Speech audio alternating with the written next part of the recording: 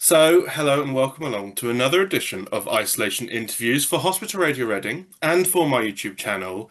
And I'm super excited because my guest today is, well, he's done it all. It's the fantastic Reece Dinsdale. How are you, Reece?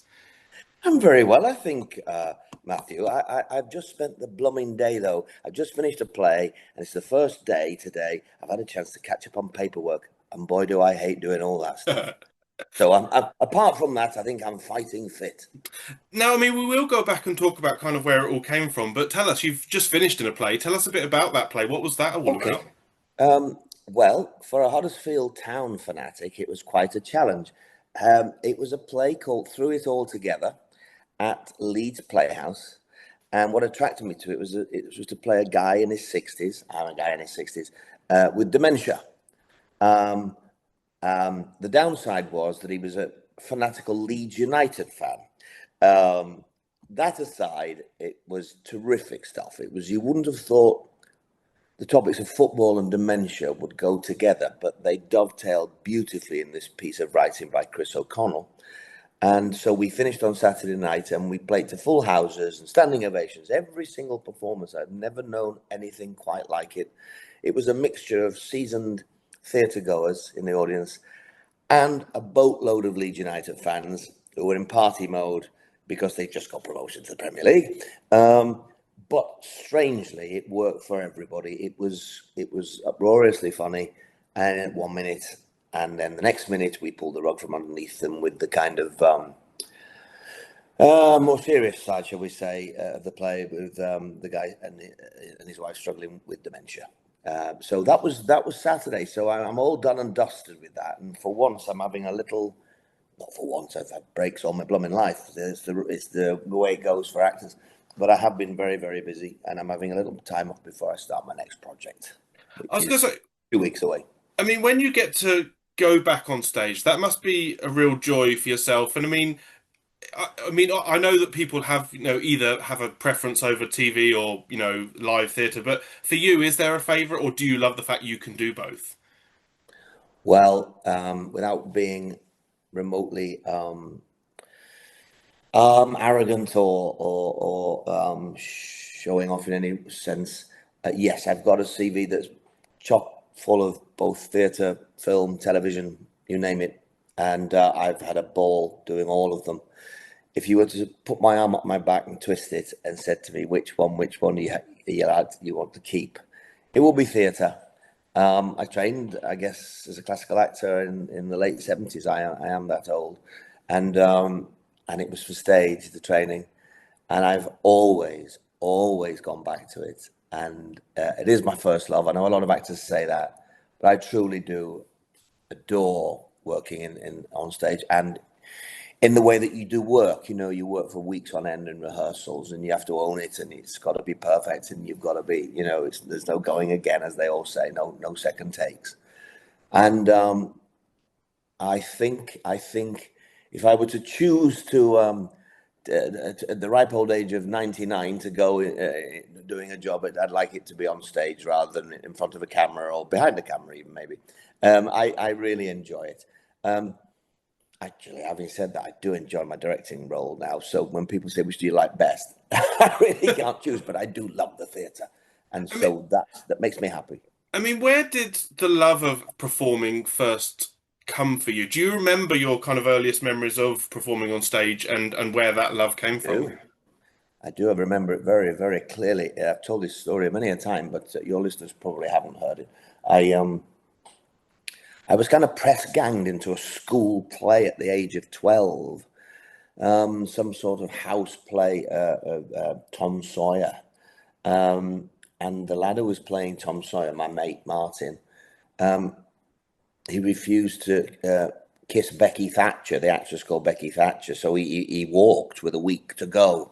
And I remember it was being directed by the English teacher and a couple of prefects.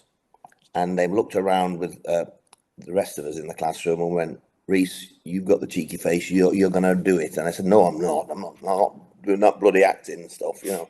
And so I was made to sit on stage and read this speech or two, these speeches, and I really, literally was press ganged into doing it against better wishes.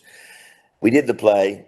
The rest is history because they all clapped at the end. Oh, I thought, oh, I like that. And the first time in my life, somebody had said, "You're quite good at that, you." So I guess I got the bug, and it was from that point on. And I wouldn't be. I wanted to be an actor from the age of 12, therefore, and that's how it started. I mean, you've had such an amazing career because looking back on some of your work, I mean, you've been on TV pretty much since the beginning of the 80s.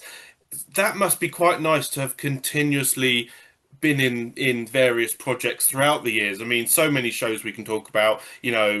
Coronation Street, Emmerdale, Waterloo Road, Spooks. So many amazing shows that you've done over the years.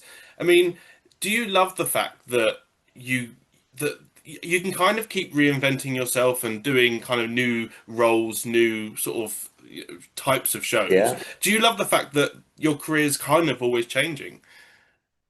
I adore it because variety is the spice of life, isn't it? And I remember the great John Thor himself, who I played opposite for 5 years, once said to me, "Reece, keep coming out of a different corner. Always keep them guessing." Which is something he'd done, I guess. And I thought it was great advice.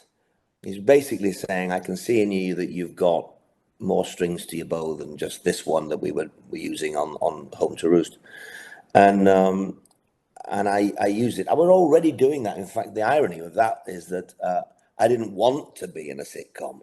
I was already had done Threads, which is the apocalyptic drama that's just been reshown again after 40 years, that won the BAFTA. I'd done films for David Puttnam and things, playing the leading roles and what have you. So I'd kind of done the straight stuff.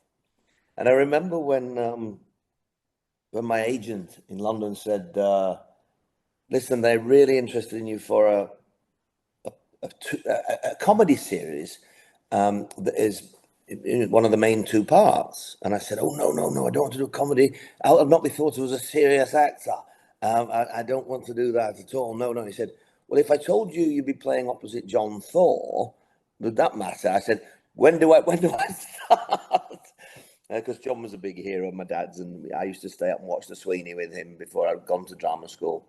And so I succumbed to this sitcom, not knowing if I would make it work, and the rest kind of is history. Yeah, so the variety was already there. I just didn't know I had comedy chops as well.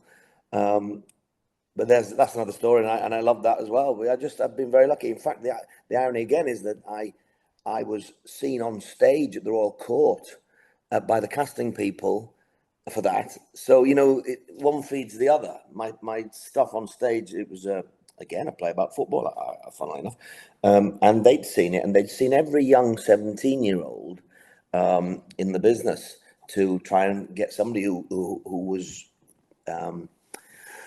experienced, qualified enough to play opposite John. It's not easy, and they couldn't find a 17-year-old who had what they needed. But I was at 25, looking 17. I was blessed that way, no longer. And so they saw me, the cast director in this play, and she brought along the producers to see this play.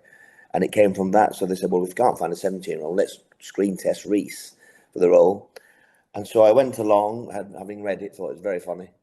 And who was there but John on the day? And we just read the lines together, and it just bang, bang, bang, bang, bang off each other. And it seemed to work brilliantly. And from that, we had 4 really good seasons and a big Christmas special out of it. So there you go. I mean, like you say, you've worked with so many amazing people. Another show that I was or sort of a film that I was gonna mention that you were a part of was Ahead of Our Class. Obviously working with the Oh, amazing Dame Julie Walters. yes. What was that like? Because obviously you played a head teacher in that, and she was obviously working alongside you. That must have been good fun. It was amazing. The funny thing about Julie, she's just a dream.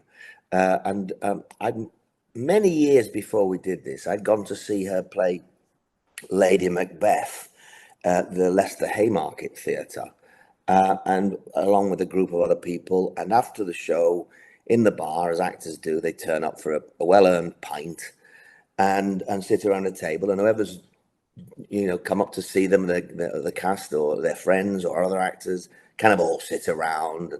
So I met Julie these years and years previous to that in a big group of about, I don't know, 10 people, which I have no idea whether she'd seen me or not, or recognized me, or even knew who I was. So on the first day of head of the class, I remember saying to Julie, "Hello, Julie, I'm Reece. I'm going to play Sean, your deputy head." And she went, "Reece, we met before, don't you remember? Leicester Haymarket, 19, blah, blah, blah. We chatted about." Oh, and I thought, well, there you go. She put me at ease straight away. But that's Julie. She's a diamond. And we had a really good time on that as well. I've been blessed, actually, with a lot of the people I work with. Not every single one, but on the whole, actors can get a bad press, but on the whole, they're a good bunch of people. Now, obviously, Coronation Street came around for you. I believe that was around about 2008 that came along for It you, and you was. were there for 2 years, obviously playing Joe McIntyre, daughter, the amazing Michelle Keegan, who's just gone on to amazing things, and to be paired up with Helen Worth, who is, I mean, Gail Platt. She is just an Yeah. icon, and she's not on the show now. I know she's sort of retired from the show, but what were your memories of working on Coronation Street? Sort of during that period. Well, there's a few answers to that one. First of all, having been brought up in, as a classical actor, as it were, a classically trained actor, and done a lot of things I was very proud of and things. In the old days, it was thought not a wise move to go into soap.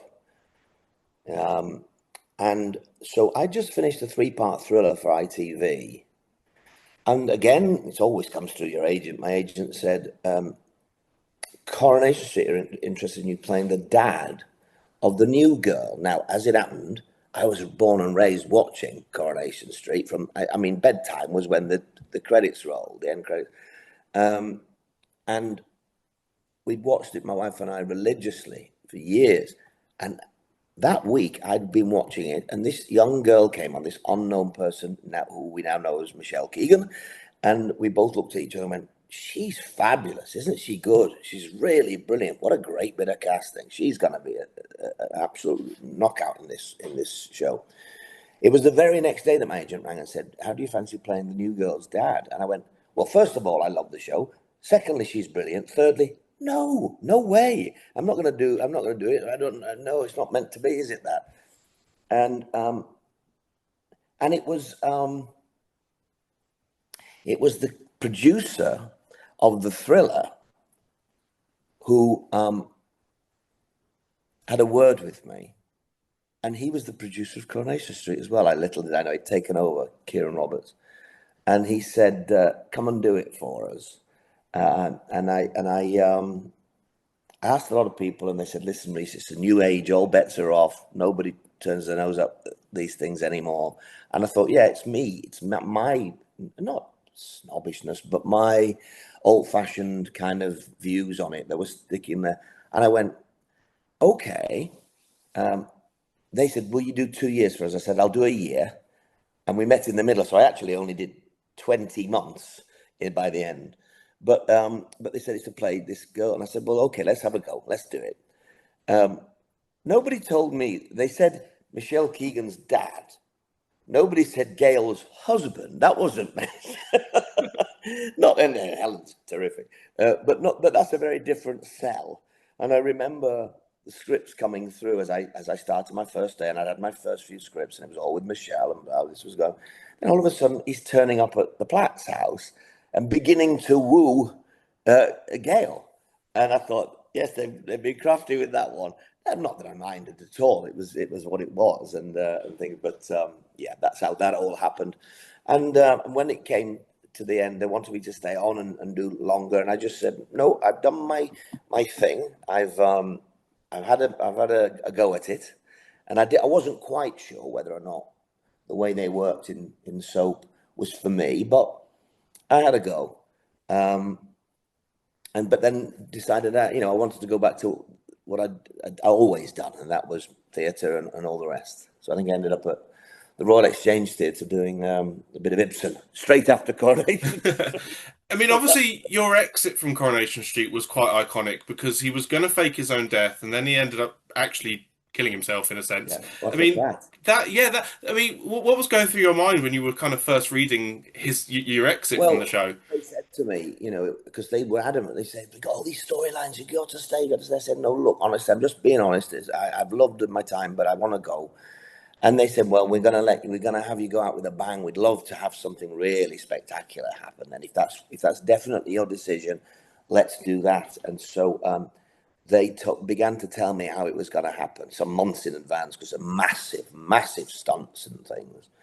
I was quite flattered that they were going to give me. I mean, most people leave in a taxi, don't they? And actually, I've just directed the biggest leaving in a taxi episode ever when Eileen just left with all the taxis waving her off down the street. I was actually the director of that show. But no, I thought this is very nice of them. But it was very tough stuff. I died in, for those who can't remember, I died in Lake Windermere, as you say, trying to fake my own death. We shot it in the early hours of the morning on December the 4th. There was a storm, a blizzard. It was freezing cold, -4. And I'm there underwater, and there's a big story to that, but I'll keep that one for the book because it's a special one. But anyway, but I was also the person in Emmerdale. I'm sorry to jump around, but I was also the person in Emmerdale after COVID. We did the first stunt in Soplan, my death, where I died in a big blaze in a barn and all the rest of it. I often say to people, it's quite funny, really. I'm the only person who has ever played a major role in both Emmerdale and Coronation Street, directed both Emmerdale and Coronation Street, and died in both. I think a little blue plaque somewhere should be giving me a bit of a pat on the back for that alone.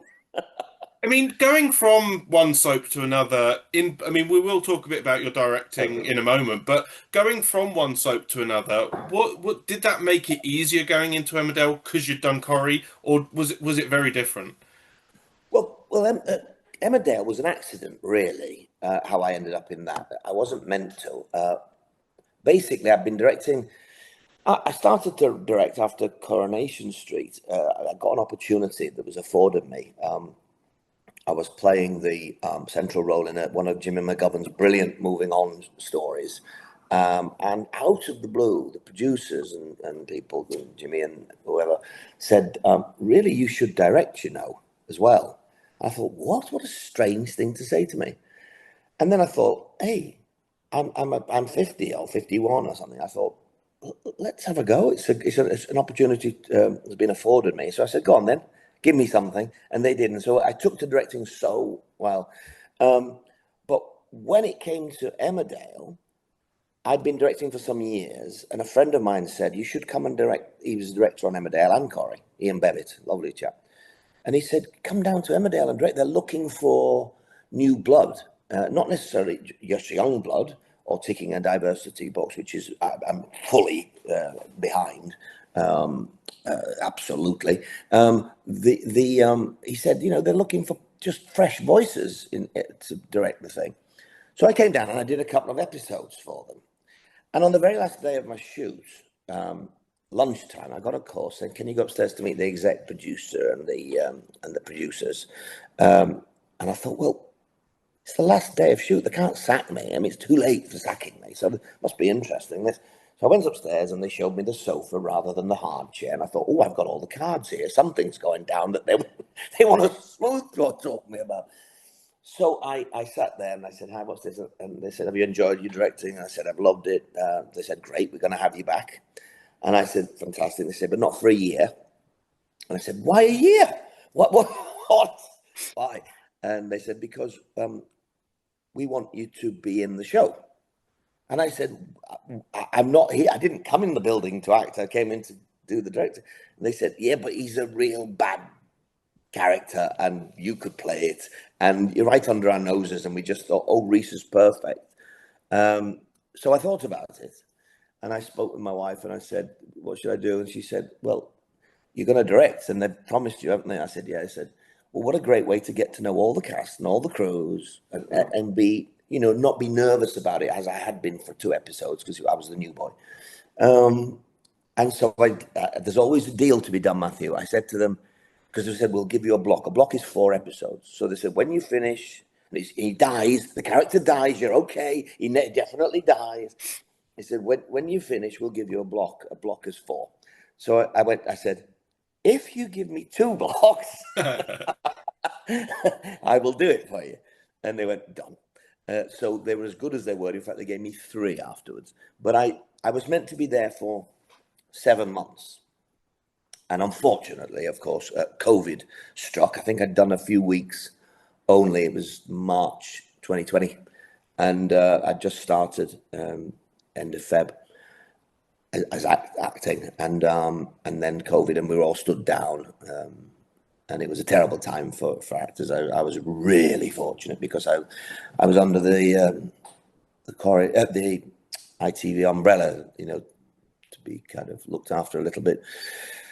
And so when I came back, we started again, and it was exactly a year when I finished it from when I started it, with that kind of 10-week hiatus in there. I don't know what your original question was, but I've gone off on a tangent. But that was how it all happened and how I ended up in Emmerdale. I mean, you must feel so kind of honoured that they actually gave you that role, without any sort of like needing to sort of audition. That, as an actor, that must be quite a nice thing when they do that for you.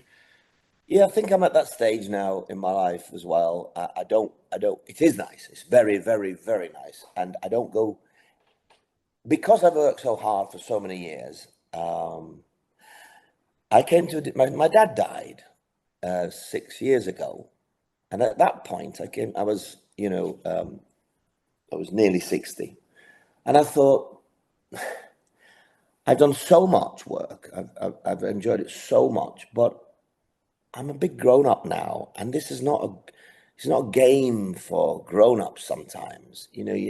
To be kept as a 20-year-old saying, please pick me, sir, is not the healthiest thing ever. And I decided that I would no longer go chasing dreams. If things were gonna happen, I'd gonna let them happen. And so I stood back, and people may say consequently that you don't do as much as you used to do on television, but I was directing and I was doing plays, so I was as busy as ever. It just happened to be in a different sphere.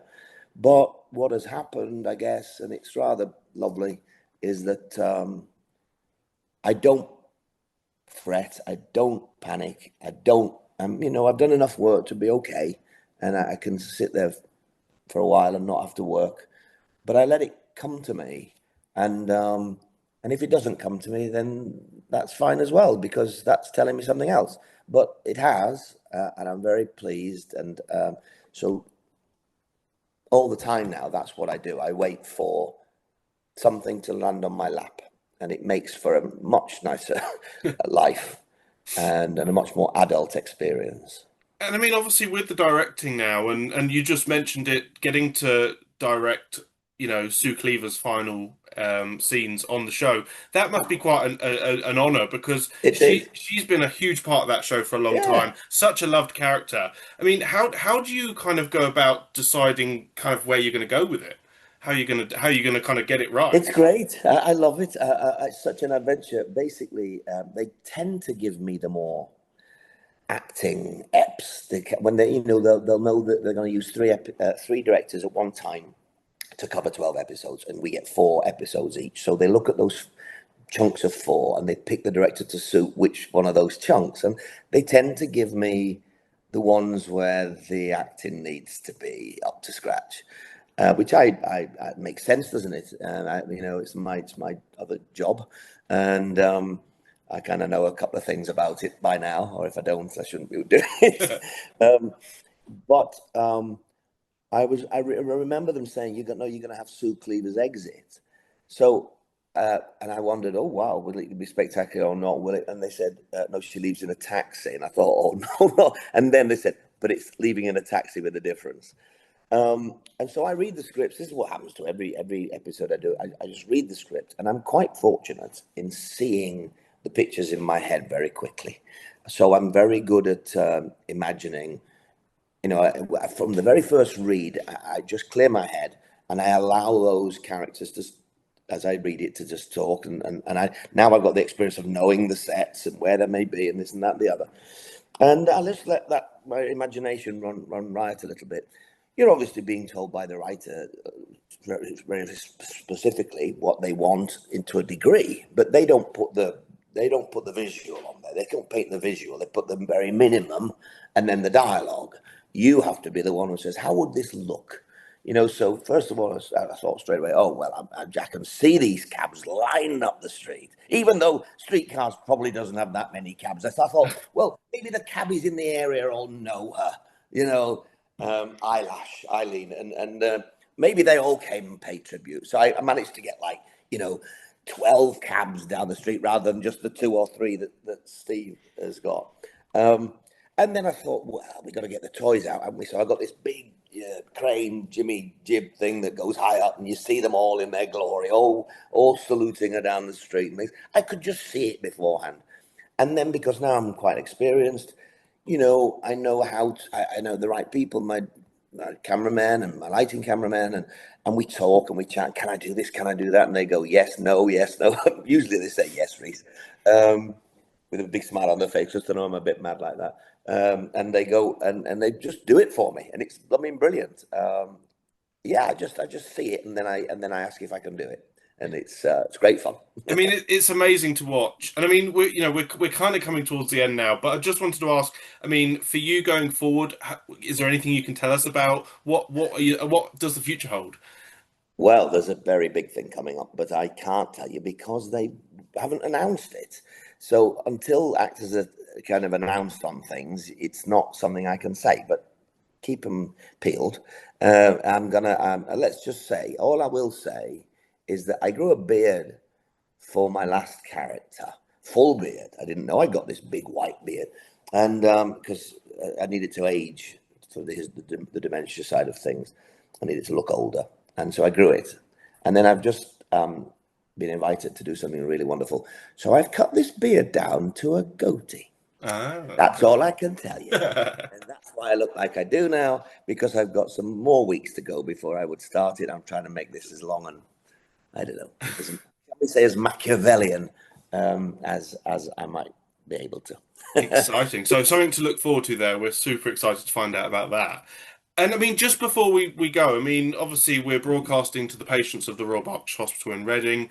What messages would you like to give, first of all, to any of the amazing NHS staff who are working tirelessly at the moment? But also, what would you like to say to anyone who's currently stuck in hospital at the moment? Well, I mean, unfortunately, it comes to all of us, doesn't it, that we have stints in hospital and things. And with my parents in later years, they were in and out at times. I cannot speak highly enough of the people who work in the NHS. Their tireless, wonderful attitude to looking after us all and to making us feel better and whatever. It's not pleasant, of course, being, in such a situation. You just have to stay close to your loved ones, stay as well, be as positive as you possibly can be. And hopefully you'll get more people like my good self coming and chatting with you and keeping, taking half an hour of your day. But I think, good luck to you all, and may you get better very soon. And thank you so much, Reece, for giving up your time. It's been an absolute pleasure. You are welcome back anytime. And thank you Matthew, again. it's been lovely. I shall see you anon.